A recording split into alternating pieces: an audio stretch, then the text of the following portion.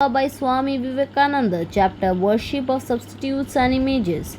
The next points to be considered are the worship of pratikas or of things more or less satisfactory as substitutes for God, and the worship of pratimas or images.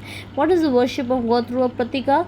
It is joining the mind with devotion to that which is not Brahman, taking it to be Brahman, says Bhagwan Ramanuja. Worship the mind as Brahman. This is eternal, and the Akasha is Brahman. This is with regard to the Devas, says Shankara. The mind is an eternal pratika, the Akasha is an external world, and both have to be worshipped as substitutes of God. He continues. Similarly, the sun is Brahman. This is the command. He who worshipped name as Brahman. In all such passages, the doubt arises as to worship of pratikas. The word pratika means going towards, and worshipping a pratika is worshipping something as a substitute which is in some one or many respects, like the Brahman, more and more, but is not the Brahman. Along with the pratikas mentioned in the Shrutis, there are various others to be found in the Puranas and the Tantras. In this kind of pratika worship may be included all the worship, various forms of priti, means worship, and deva, god worship. Now, worshipping Ishvara and Him alone is bhakti. The worship of anything else, deva or priti or any other being, cannot be bhakti. The various kinds of worship of the various devas are all to be included in ritualistic karma, which gives to the worshipper only a particular result in the form of some celestial enjoyment, but can neither give rise to bhakti nor lead to mukti. One thing, therefore, has to be carefully borne in mind. If, as it may happen in some cases, the highly philosophic ideal, the supreme Brahman, is dragged down by pratika worship to the level of the pratika, and the pratika itself is taken to be the Atma self of the worshipper or his Antaryami, God as in a ruler, the worshipper gets entirely misled as so no pratika can really be the Atma of the worshipper.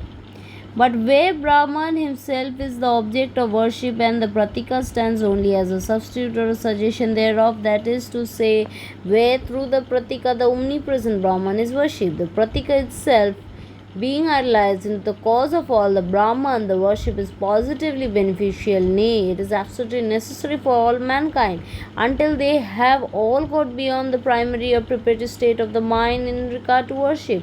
When therefore any gods or other beings are worshipped in and for themselves, such worship is only a ritualistic karma, and as a vidya, science, it gives us only the fruit belonging to that particular vidya. But when the devas or any other beings are looked upon as Brahman and worshipped, the result obtained is the same as by the worshipping of Ishvara. This explains how in many cases, both in the Shrutis and the Smritis, a god or a sage or some other extraordinary being is taken up and lifted, as it were, out of its own nature and idolized into Brahman and is then worshipped, says the Advaiti. Is not everything Brahman when the name and the form have been removed from it? Is not He, the Lord, the innermost self of everyone, says the Vishishtatvadai. Advaitin. The fruition of every, even the worship of Advaitas, etc., Brahman himself bestows, because he is the ruler of all, says Shankara in his Brahma Sutra Bhashya. Here in this way does Brahman become the object of worship, because he as Brahman is superimposed on the pratikas, just as Vishnu, etc., superimposed upon images, etc. The same ideas apply to the worship of the pratimas as to that of the pratikas. That is to say, if the image stands for a god or saint, the worship is not the result of bhakti and does not lead to liberation. If it stands for the one god, the worship therefore will bring both bhakti and mukti. Of the principal religions of the world we see Vedantism, Buddhism, and certain forms of Christianity, freely using images, only two religions, Mohammedanism and Protestantism, refuse such help. Yet the Mohammedans use the graves of the saints and martyrs almost in the place of the images, and the Protestants, in rejecting on concrete helps to religion, are drifting away every year farther and farther from spirituality.